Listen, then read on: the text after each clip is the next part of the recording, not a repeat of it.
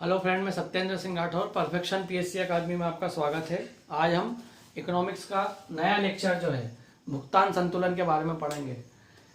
सभी competitive exam में इस पर आधारित सवाल आते हैं, इसके डेफिनेशन पर कि भुगतान संतुलन किसे कहते हैं, व्यापार संतुलन किसे कहते हैं, चालू खाता क्या कहलाता है, पूंजी खाता क्या कहलाता है, विजिबल ट्रेड्स क्या है, इनविजिबल ट्रेड्स क्या है, एफडीआई क्या है, पोर्टफोलियो निवेश क्या है। तो ये सब सवाल जो है परीक्षाओं में डायरेक्ट पूछे जाते हैं। जब तक आप इस कॉन्सेप्ट को नहीं समझोगे तब तक इस तरीके के सवाल को करना बहुत ही कठिन हो जाता है। तो सबसे महत्वपूर्ण जो है आपका जो सवाल आता है भुगतान संतुलन, बैलेंस ऑफ पेमेंट, जिसको अंग्रेजी में बोला जाता है बैलेंस ऑफ पेमेंट। तो बैलेंस ऑफ पेमेंट क्या होता है? किसी देश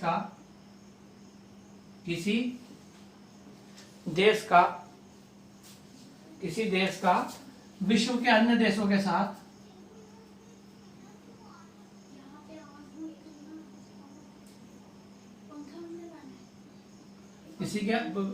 किसी देश का विश्व के अन्य देशों के साथ वस्तु, सेवा तथा पूंजी के आयात निर्यात का जो अंतर है वो क्या कहलाता है? आपका भुगतान संतुलन कहलाता है। अर्थात किसी देश का विश्व के अन्य देश के साथ वस्तुओं का क्या व्यापार कर रहा है, सेवा के क्षेत्र में क्या व्यापार कर रहा है, और कैपिटल अर्थात पूंजी के क्षेत्र में क्या आयात निर्यात का अंतर कितना है अंतर, वही क्या कहलाता है? आपका बैलेंस ऑफ पेमेंट। अब बैलेंस ऑफ पेमेंट को निकालने के लिए दो तरह के क्या होते हैं? अकाउंट होते हैं सरकार के पास। एक अकाउंट कहलाता है करंट अकाउंट और एक कहलाता है कैपिटल अकाउंट। अर्थात भुगतान संतुलन क्या हो गया? तो भुगतान संतुलन हो गया वस्तु प्लस सेवा प्लस पूंजी के आयात निर्यात का अंतर शेष विश्व के साथ।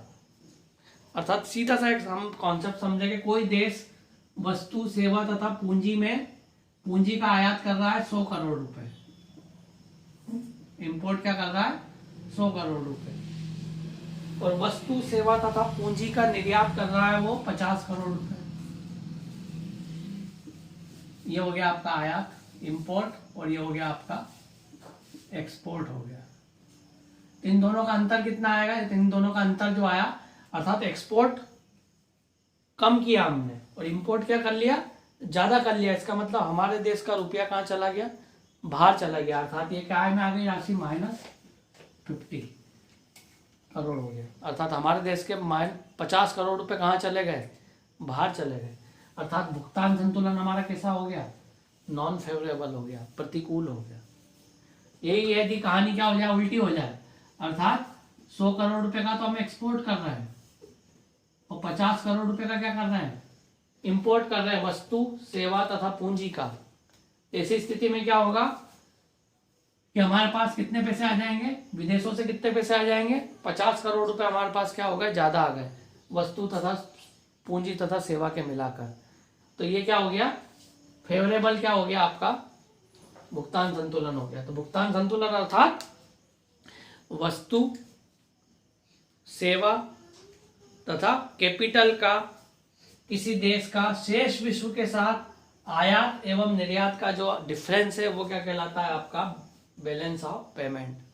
किसी देश की इकोनॉमी में ये बैलेंस ऑफ पेमेंट क्या होना चाहिए? उसका फेवरेबल होना चाहिए, अर्थात अनुकूल होना चाहिए, अर्थात प्लस में होना चाहिए। अर्थात एक्सपोर्ट कोई भी देश ज्यादा करे और इंपोर्ट कम से कम करेगा तो बैलेंस ऑफ पेमेंट उस देश का क्या होगा? क्या कहलाएगा? भुगतान संतुलन अनुकूल कहलाएगा या फेवरेबल कहलाएगा। अर्थात वह उसकी इकोनॉमी के लिए क्या रहेगा? लाभदायक रहेगा। और यह स्थिति यदि पलट जाती है, अर्थात इंपोर्ट ज्यादा कर रहा है और एक्सपोर्ट कम कर रहा है, तो ऐसा भुगतान संतुलन देश के लिए क्या होता है? हानिकारक होता है। अर्थात उस देश की आर्थिक स्थिति डगमगा जाती है। तो ये भुगतान संतुलन हो गया। भुगतान संतुलन को नापने के दो अकाउंट होते हैं। एक कहलाता है करंट अकाउंट और एक कहलाता है कैपिटल अकाउंट। इन दोनों अकाउंट की सहायता से हम ये तीनों चीजों को क्या करते हैं? निकालते हैं। तो जो आपका करंट अकाउंट होता है उसमें दो चीजें आती हैं। दो चीज अर्थात दृश्य व्यापार और अदृश्य व्यापार। ये सिर्फ नाम का है, दृश्य अर्थात विजिबल ट्रेड, और ये कहलाएगी इनविजिबल ट्रेड। दृश्य व्यापार का मतलब जो वस्तुओं का, जैसे ये पेन है, ये हम एक्सपोर्ट कर रहे हैं या पेन को क्या कर रहे हैं विदेश से इंपोर्ट कर रहे थे, दिखाई दे रहा है। अर्थात वस्तुओं का जब भी व्यापार होता है जो दिखाई देती है ऐसी वस्तुएं, ये पेन हो गया, पंखा हो गया, लाइट हो गई, टीवी हो गया, ऑटोमोबाइल हो गया, ये सब चीजें जो हो गई वस्तुओं का जो व्यापार होता है उन्हें हम क्या बोलते हैं, दृश्य व्यापार बोलते हैं। क्या बोलते हैं, जो दिखाई देती है, ये क्या कहलाएगा आपका, वस्तुओं का क्या कहलाएगा, व्यापार कहलाता है। वस्तुओं के व्यापार में हम किसको देखते हैं, जो भी वस्तुएं जो दिखाई देती है फिजिकली और उनका व्यापार हो रहा है तो वो क्या कहलाएगा आपका, विजिबल ट्रेड कहलाएगा। और इनविजिबल ट्रेड अर्थात सेवा, सेवा का जब आप आदान प्रदान करोगे, अर्थात व्यापार कर रहे हो आप किसका, सेवा के क्षेत्र में। जैसे कोई डॉक्टर है इंडिया में बैठ के विदेशी किसी मरीज का क्या कर रहा है, इलाज कर रहा है, तो वो क्या होगा, व्यापार तो हो रहा है लेकिन कैसा हो गया, वो इनविजिबल हो गया। तो इनविजिबल में क्या आता है, जितनी भी सर्विस सेक्टर है, सर्विस सेक्टर में जो भी होता है, जैसे सॉफ्टवेयर इंजीनियर है कोई, सॉफ्टवेयर क्या कर रहा है, वो बना रहा है, तो वो भी क्या हो गया, बैंकिंग का कोई व्यक्ति है, कोई बैंक में काम कर रहा है, कोई भारत का व्यक्ति वर्ल्ड बैंक में काम कर रहा है, IMF में काम कर रहा है, तो ये क्या है, सेवा। तो सेवा का जब भी व्यापार होता है तो वो क्या कहलाता है आपका, अदृश्य। तो वस्तु और सेवाओं का जब व्यापार होता है और उनसे जो भी पैसा प्राप्त होता है वो पैसा कहाँ में आता है, आपके करंट अकाउंट में क्या होता है, आता है। वस्तु तथा सेवा का जो भी पैसा आएगा वो काय में आता है, करंट अकाउंट में आता है सरकार के। और इसके अलावा सरकार को पैसा आता है विदेशी ऋण से भी आता है, IMF से आता है, वर्ल्ड बैंक से आता है, ADB से पैसा आता है। इसके अलावा विदेशी निवेश, विदेशी लोग भारत में निवेश करते हैं दो तरीके से, जैसे FDI के माध्यम से और दूसरा पोर्टफोलियो निवेश के माध्यम से। तो FDI के माध्यम से कैसे करते हैं, फॉरेन डायरेक्ट इन्वेस्टमेंट। जब कोई विदेशी कंपनी डायरेक्ट पैसा लगाएगी इंडिया में और अपनी एक फैक्ट्री स्टेब्लिश करेगी फिजिकली, तो ऐसा इन्वेस्टमेंट क्या कहलाता है, प्रत्यक्ष विदेशी निवेश अर्थात फॉरेन डायरेक्ट इन्वेस्टमेंट कहलाता है। वो जितना भी पैसा लगाएगी, इसका मतलब यहाँ पर एक फैक्ट्री का क्या किया, उसने सेटअप किया, इसका मतलब उसने क्या लगाई है, एक पूंजी लगाई है, कैपिटल क्या किया, भारत में लगाया है। तो ये FDI के रूप अर्थात जब विदेशी कंपनियां डायरेक्ट हमारे देश में क्या करती हैं, फिजिकली क्या करती हैं, इन्वेस्ट करती है, तो ऐसा इन्वेस्टमेंट क्या कहलाता है, फॉरेन डायरेक्ट इन्वेस्टमेंट कहलाता है। और जब विदेशी कंपनियां डायरेक्ट पैसा ना लगाकर हमारे यहाँ के शेयर मार्केट में क्या करती हैं, जब पैसा लगाती हैं शेयर मार्केट में, या इसको बोलते हैं सेकेंडरी मार्केट, शेयर मार्केट या शेयर मार्केट का एक नाम है सेकेंडरी मार्केट में, जब पैसा लगाती हैं तो ऐसा इन्वेस्ट क्या कहलाता है, पोर्टफोलियो निवेश। तो वो जो विदेशी कंपनियां पोर्टफोलियो निवेश कर रही हैं, FDI कर रही हैं, वो भी हमारे कौन से अकाउंट में आता है, कैपिटल अकाउंट में आता है। इसके अलावा बैंकिंग के पास हमारे जितने भी नेशनलाइज बैंक हैं देश में, 12 जो नेशनलाइज बैंक है हमारे, उनके पास जो पैसा है वो भी काय में आएगा, देश के कैपिटल अकाउंट में आएगा। NRI जो है, विदेशी जो NRI है, जो भारत के जो लोग हैं, नॉन रेसिडेंशियल इंडियन, जो विदेश में रहकर भारत में क्या कर रहे हैं, पैसा भेज रहे हैं, वो भी काय में आता है, हमारे कैपिटल अकाउंट में आता है। तो वस्तु सेवा तथा पूंजी का आयात निर्यात का किसी देश का अन्य देश के साथ जो डिफरेंस होता है वो क्या कहलाता है, आपका भुगतान संतुलन।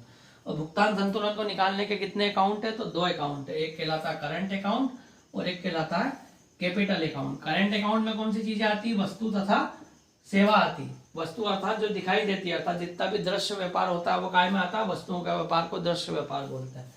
अदृश्य व्यापार किसको बोलते हैं, सेवा के व्यापार को क्या बोलते हैं, अदृश्य व्यापार। तो ये दोनों चीजें किस में आती है, आपके करंट अकाउंट में आती है। और पूंजी का जो होता है, या पूंजी खाता है, कैपिटल अकाउंट होता है, उसमें जितने भी IMF, वर्ल्ड बैंक या ADB से जो हमने ऋण लिया है वो आएगा। विदेशी निवेश जो है डायरेक्ट फॉरेन डायरेक्ट इन्वेस्टमेंट आएगा, पोर्टफोलियो निवेश आएगा, बैंकिंग पूंजी आएगी, और NRI से प्राप्त जितनी भी पैसा होता है वो सब काय में आएगा, आपके कैपिटल अकाउंट में आएगा। तो वस्तु सेवा तथा पूंजी का जो अंतर है आयात निर्यात का, वही क्या कहलाता है, भुगतान संतुलन। और 2 तरीके का होता है, यदि माइनस में आ रहा है तो प्रतिकूल है और प्लस में आ रहा है तो अनुकूल है। माइनस में कब आता है, जब हम इंपोर्ट ज़्यादा करते हैं तो माइनस में आता है, और एक्सपोर्ट हम जब ज़्यादा करते हैं तो काय में आता है, वो प्लस में आता है। फिर एक और चीज़ आती है आपका व्यापार संतुलन। जैसे एक भुगतान संतुलन होता है, एक टर्म्स आता है बैलेंस ऑफ ट्रेड, या व्यापार संतुलन किसे कहते हैं। तो व्यापार संतुलन क्या कहलाता है, किसी देश का शेष विश्व के साथ, किसी देश का शेष विश्व के साथ जो पहले क्या था, वस्तु सेवा तथा पूंजी के आयात निर्यात का अंतर क्या कहलाता था, भुगतान संतुलन। यहां पर कहलाएगा किसी देश का शेष विश्व के साथ जो भी वस्तुओं का व्यापार होता है, क्या होता है, वस्तुओं का व्यापार होता है प्लस सेवा का व्यापार होता है, उसका जो अंतर है वो क्या कहलाता है, आपका व्यापार संतुलन कहलाता है। अर्थात एक प्रकार से जो आप करंट अकाउंट में जो पैसा जमा करते हैं वही एक प्रकार का क्या है, आपका व्यापार संतुलन। किसी देश का शेष विश्व के साथ आयात निर्यात, सिर्फ वस्तुओं का, सॉरी विजिबल गुड्स, इनविजिबल नहीं आती है इसमें, सॉरी, इसमें सिर्फ आपकी विजिबल गुड्स ही आती है। यदि इसमें सेवा जोड़ दोगे तो फिर तो करंट अकाउंट हो जाएगा। किसी देश का शेष विश्व के साथ वस्तुओं का व्यापार, अर्थात ये दृश्य व्यापार या विजिबल ट्रेड, आयात निर्यात का जो अंतर है वो क्या कहलाएगा, आपका व्यापार संतुलन कहलाएगा। तो कितनी परिभाषाएं हो गई, भुगतान संतुलन अर्थात वस्तु, पूंजी तथा सेवा का शेष विश्व के साथ आयात निर्यात का अंतर क्या कहलाता है, आपका भुगतान संतुलन। कितने प्रकार के होते हैं, 2 प्रकार के। जब आयात ज्यादा करते हैं तो प्रतिकूल हो जाता है, और निर्यात ज्यादा करते हैं तो क्या हो जाता है, वो अनुकूल हो जाता है। चालू खाता किसे कहते हैं, चालू खाता एक प्रकार का भुगतान संतुलन मापने का क्या है, तरीका है, जिसमें दृश्य व्यापार और अदृश्य व्यापार, अर्थात वस्तु के व्यापार और सेवा के व्यापार को क्या किया जाता है, सम्मिलित किया जाता है, इसे करंट अकाउंट बोलते हैं। और पूंजी खाते के अंतर्गत विदेशी ऋण, विदेशी निवेश, बैंकिंग तथा एनआरआई से प्राप्त पैसे को क्या किया जाता है, जोड़ा जाता है। तो ये हो गया आपका व्यापार संतुलन, अर्थात किसी देश का शेष विश्व के देशों के साथ आयात निर्यात का अंतर, किसका, सिर्फ वस्तुओं के व्यापार का जो अंतर है वो क्या कहलाता है, आपका बैलेंस ऑफ ट्रेड कहलाता है। अब इसमें भी 2 चीज हो सकती है, व्यापार संतुलन भी आपका प्रतिकूल हो सकता है और अनुकूल हो सकता है। जब वस्तुओं का व्यापार अर्थात वस्तुओं का आयात हम ज्यादा कर रहे हैं और निर्यात कम कर रहे हैं तो ये क्या हो जाएगा, प्रतिकूल व्यापार संतुलन हो जाएगा। और यदि हम एक्सपोर्ट ज्यादा कर रहे हैं वस्तुओं का तो ऐसी स्थिति में क्या हो जाएगा, व्यापार संतुलन क्या हो जाएगा, फेवरेबल हो जाएगा। जिस प्रकार भुगतान संतुलन 2 प्रकार के थे, फेवरेबल और नॉन फेवरेबल, उसी प्रकार व्यापार संतुलन भी कितने प्रकार के होते हैं, 2 प्रकार के होते हैं, फेवरेबल और नॉन फेवरेबल। तो ये था हमारा आज का टॉपिक, भुगतान संतुलन। थोड़ा सा टिपिकल है, लेकिन यदि इस लेक्चर को आप 2-3 बार यदि देखेंगे ध्यान से और समझेंगे तो बहुत ही आसान है। भुगतान संतुलन में कुछ नहीं होता, वस्तु आती, सेवा आती और पूंजी आती है। और यदि सिर्फ वस्तुओं की व्यापार की बात करते हो आप तो व्यापार संतुलन हो जाता है, तीनों की बात करते हो तो भुगतान संतुलन हो जाता है। वस्तुओं और सेवाओं को जोड़ते हैं किसमें, करंट अकाउंट में, और पूंजी को जोड़ते हैं कैपिटल अकाउंट में। कैपिटल अकाउंट में क्या आता है, विदेशी ऋण पूंजियां और एनआरआई का वो आ जाता है।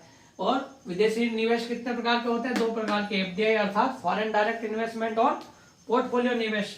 फॉरेन डायरेक्ट इन्वेस्टमेंट है जब विदेशी कंपनियां डायरेक्ट पैसा हमारे देश में लगाएंगी फैक्ट्री के एस्टेब्लिशमेंट के लिए, तो वो क्या कहलाता है, एफडीआई कहलाता है। जब हमारे शेयर मार्केट में लगाएंगे तो पोर्टफोलियो निवेश कहलाएगा। तो सब परिभाषाएं आपसे परीक्षाओं में पूछी जाती हैं। और किसी देश की इकोनॉमी के लिए क्या अच्छा होता है, तो फेवरेबल भुगतान संतुलन अच्छा होता है, अर्थात निर्यात ज्यादा करे, आयात कम करे, वस्तु सेवा तथा पूंजी का। ठीक है, तो ये था आज का लेक्चर। इस लेक्चर को ज्यादा से ज्यादा क्या कीजिए, सब्सक्राइब कीजिए ताकि अधिक बच्चों तक इसका क्या मिले, लाभ मिले। धन्यवाद, जय हिंद।